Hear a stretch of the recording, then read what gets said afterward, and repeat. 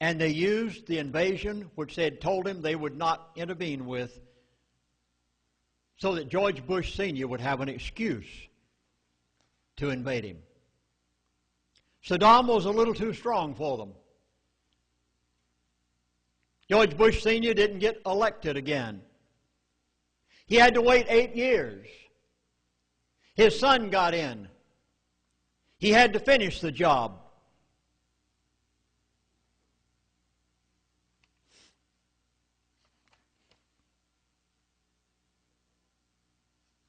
Surprising?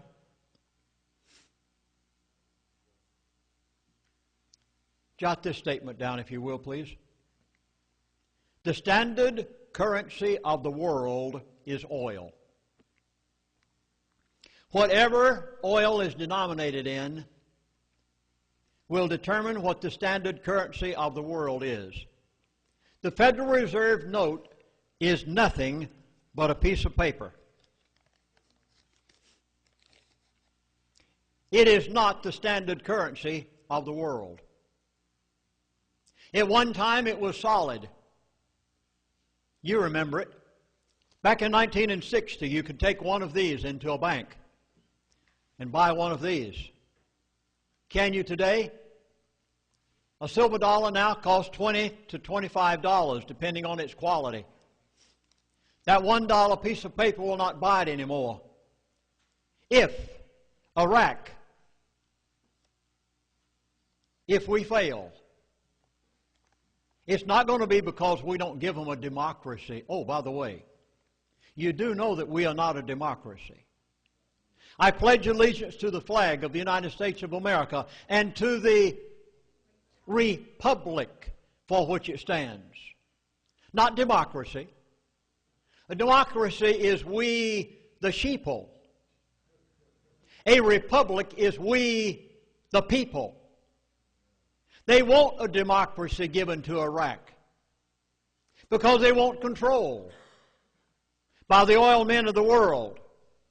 And if they do not succeed, the American dollar is going to be worthless. It's not the fact that we don't win. It's the fact that if they don't succeed, they have big, big problems on their hands. Now they're faced with something else. They're faced with Iran, the third largest oil field on the face of the earth. The Bush-Cheney dynasty is literally milking America for everything it's worth. The powers that be have an agenda. They know what they're doing.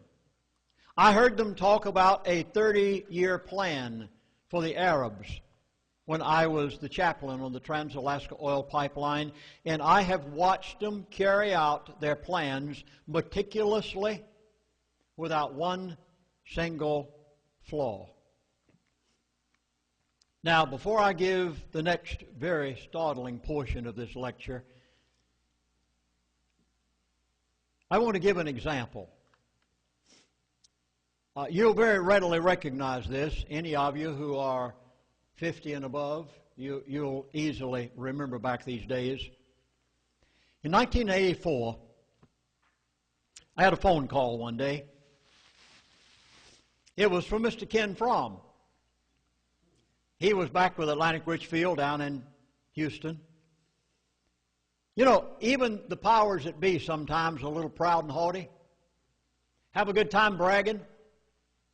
And he used to call me up on the phone from time to time, and he'd say, well, Lindsey, this, that, and the other. And this time he called me up on the phone, and he said, Lindsey, are you going to be speaking anywhere around America over the next month or two? I said, yes, Ken. In fact, next week I leave to go to Seattle, Washington, and about 2 or 3 months later, finally wound up in Southern California with speaking engagements. He said, well, Lindsey, I'd like you to tell your audiences everywhere you go something that is going to kind of put your speech on the map.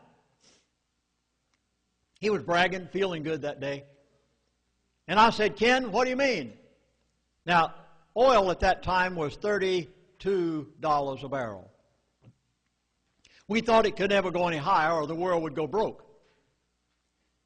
And he said, Lindsey, I want you to tell your audiences everywhere you go that crude oil is going to $10 a barrel.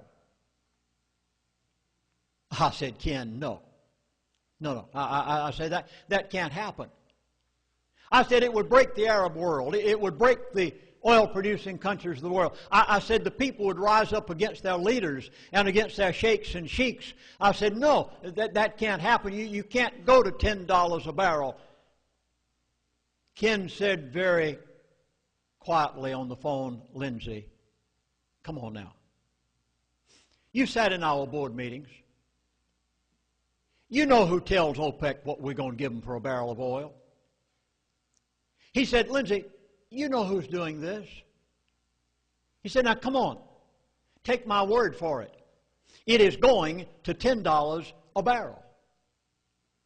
By the way, do you know what the price of gold was back at that time? $800 an ounce. You remember it spiked up to that?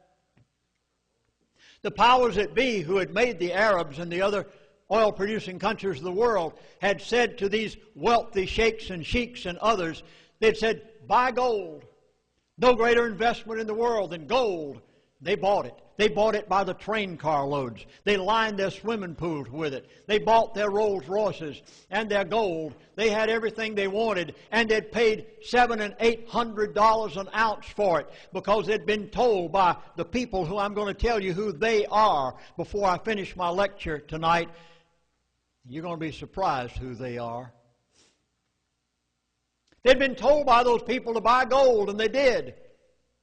But you see, it was all a trap. Just like what's happening right now in our economy. Interest-only mortgage on your house, it's a trap. On and on and on I could go, it's a trap. They know what they're doing. Taking interest down to 1%, it was a trap. They told the Arabs, buy all this gold. It was a trap. Ken Fromm said, Lindsey, it's going to $10 a barrel. I begun telling that to my audiences as I arrived in Washington State. Sometimes the people in the audience would literally start giggling. They thought you're crazy. You know what you're talking about. When it finally happened that it went to $11, didn't quite go to 10, went to $11 a barrel. When it went to $11 a barrel, I thought my telephone was going to ring off the hook. Everybody said, you're a prophet. I said, no, I'm not a prophet. I just know the people who are doing it. You know what the price of gold went to at the same time that oil went to $11 a barrel? You know what it went to? Remember? Went down to $300 an ounce. Who took it there? Same people that are taking it up right now. Why did they take it there?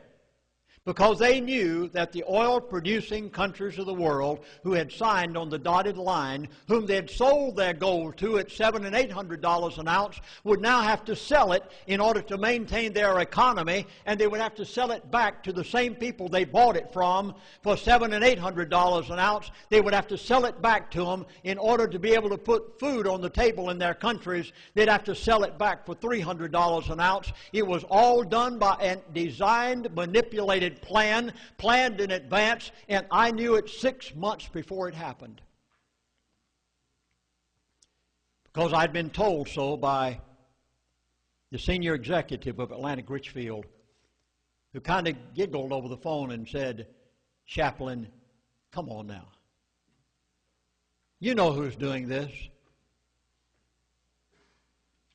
Someone said to me a while back, Chaplain Williams, don't you think it's time to brush down the cobwebs and start all over again? I said, no. I think it's time to kill the spider.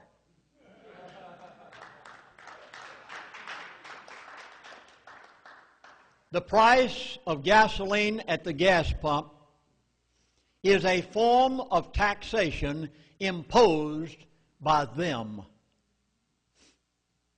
Who are they?